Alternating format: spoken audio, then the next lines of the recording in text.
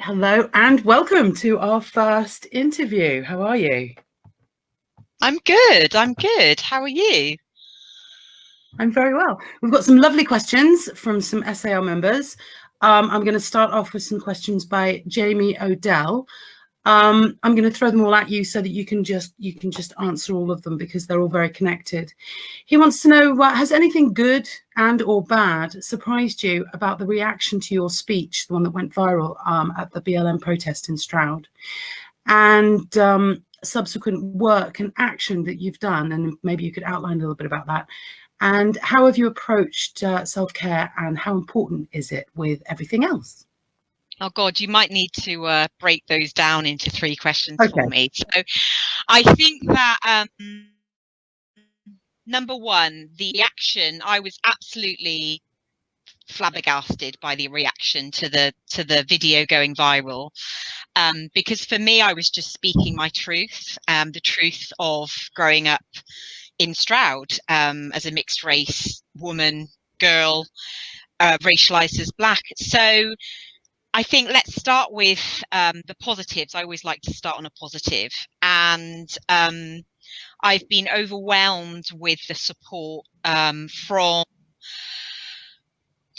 white allies.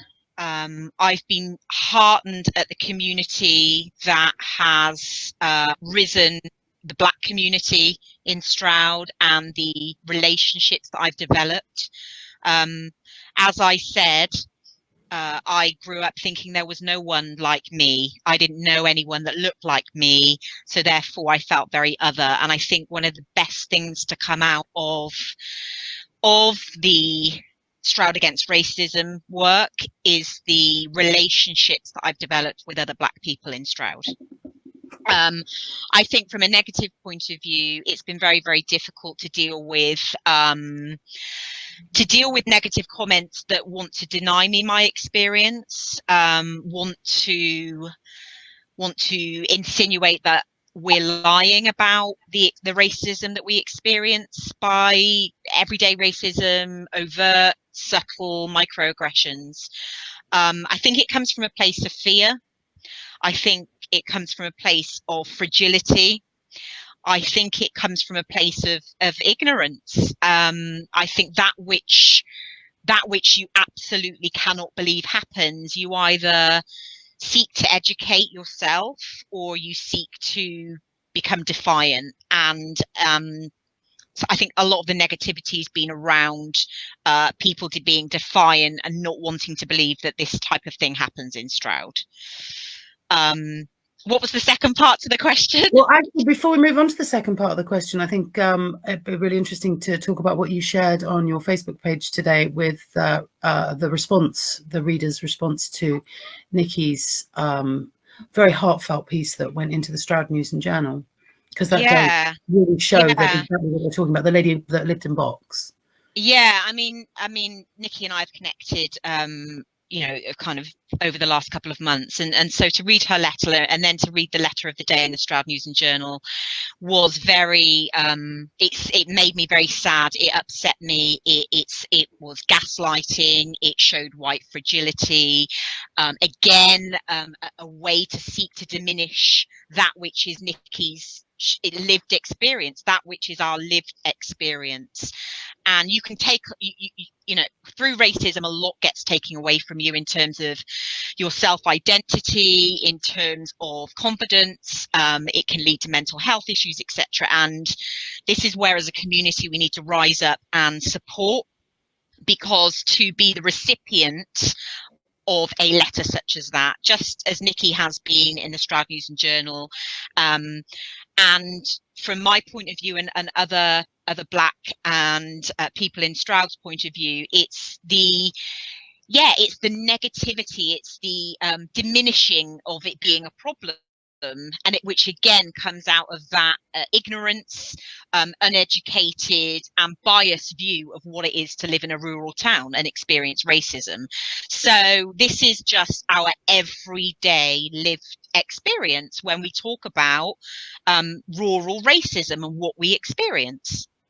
I mean, I've very much noticed that Nikki was very brave in coming forward. Absolutely. And in running SAR, I have not expected any people of colour to come forward, because why would I ask people to submit themselves to that sort of abuse, you know? Well, it's a reimagining. It's a reimagining of trauma. You know, Nikki and I are both women. We both have, children. We've dealt with this. We've dealt with this for years. So therefore, when you are vulnerable, when you feel that it's important for you to make a stand, when you feel it's important to communicate, and you are targeted for that as being oversensitive or not integrating yourself within the community or words to that effect, it really affects you. It really affects you, and it makes you question your decision to stand up and talk about what you've experienced. But those of us that have done that know that with that negativity comes the positivity in terms of other people of colour being able to identify and say yes. Just like when I read Nikki's post today, just when I read the letter, I was like, oh my God, this is happening again, and it will continue to happen until we do the work to stamp it out. And that leads really beautifully into the next question, which is, how have you approached self-care, and how important is this with everything else that's going on? I mean, self-care has been really, really important, and it's something, it's been a deeply traumatic time dealing with both personal attacks about groups that you're attached to, people that you care about. I have suffered with mental health issues. I have suffered with depression and anxiety. I battle depression and anxiety, and it's been a hard time. You're opening your heart up when you talk about these issues in terms of taking yourself back to very, very dark times when you didn't want to be you. So I have a very good support structure. I have an amazing husband. I have great kids and friends. But as a way to release, as a way to escape, I use running. I'm a trail runner, and I'm dressed up tonight because me and some friends are going night running. So we're running through the night, because we can, because we want to, and because I love running, and I love losing myself in a run, and I love nature, and for me it is my medicine. It's how I sort through what's going on in my head and come out of the other side feeling less weighed down. Yeah. And that leads again beautifully into the next question, which is from James B. What got you into running, and what took you to the point, you lunatic, he doesn't say that, of running an ultra marathon across the desert? And what on earth was that like? Well, I decided to start running ultra marathons. So an ultra marathon is any distance above marathon. So it's any distance above 26.2 miles. And I like going long, as they call it. I like running very, very long distances. The reason I got into ultra marathons is because I gave up drinking alcohol, and I was heading towards my 40th birthday, and I wanted to do something which made me feel alive, that made me that challenged me, that really kind of just was a massive adventure. So I signed up to run the Marathon des Sables, which is a 250k ultra marathon in the Sahara Desert, and it was life changing. And I'll definitely go back, but it stoked my love of going very, very long distances, to the point where I am running in one go on the 29th of August, the whole of the Cotswold Way. So that's 102 miles in one go. So yeah, if there's anyone out there that fancies joining for a bit, then hook up with me and let me know. But yeah, it's a massive challenge, but it's been a hell of a year, so I kind of want to mark it in some way. So that's what I'm doing. Wow. James also wants to know, and it's a very interesting question, are there lessons from running that might be relevant to anti-racist work? You know what? I believe that the power of running can transform. And to that end, I'm part of the founders of a running collective, a community and campaigning group called Black Trail Runners, because there's a massive problem with the lack of black trail runners in the sport. And we launched in July, and the response has been amazing. But I think one of the key lessons that I've learned, which informs my activism work around racism, rural racism, and the lack of diversity on trails, is you've got to get comfortable being uncomfortable. You've got to be willing to put yourself into a place of sometimes immense fear, uncomfortableness, just in places that you would never imagine that you would physically and mentally go. And because I've been doing that ever since I started ultra running, but really kind of all of my life living in Stroud and dealing with rural racism, I've been in very, very uncomfortable situations. When you know that you've got to get on the bus every day to go to school, and you know that for 45 minutes you are going to be absolutely crucified because of the color of your skin, and that happens twice a day, it's a horrible thing to happen, but it also teaches you very early on that I wouldn't say you've got to get uncomfortable being uncomfortable, but you're going to be really uncomfortable, and you've got to find a way to get through that. And it's exactly what we have to do in trail running, and I have to do in my ultra running, is become au fait and become quite calm and considered in really uncomfortable situations. And that's certainly, I've used that in my activism work over the past couple of months. There's been situations where I've wanted to shout and scream and stamp my feet and say, absolutely not.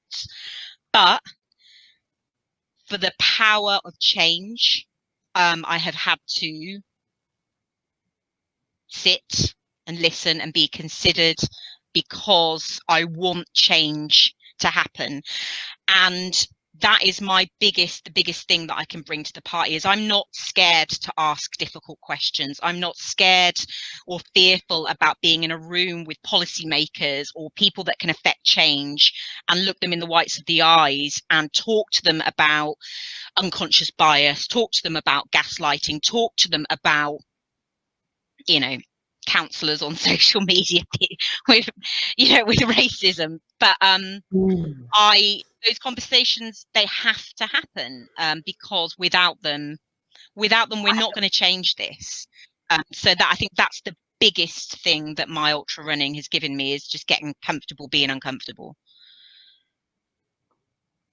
I mean, that is very, in a way, I think you've already answered Nikki's question, but I want to pose it anyway, because it's on the list. And Nikki says, what's the biggest factor that has helped you to be successful, and what are your successful habits? I think that when I became a mother at 18, many people said, you're too young. I was pregnant at 17 and I had my baby at 18, and many people were like, you're too young, are you doing the right thing, you're throwing your life away. And I just knew then that I was in love, and that I would make our life the best life that we could have, and that I can remember saying to the baby, we're going to change the world. You and I were going to change the world. And my children are what make me successful, and now my grandchildren, because I don't want the world the way that it is at the moment.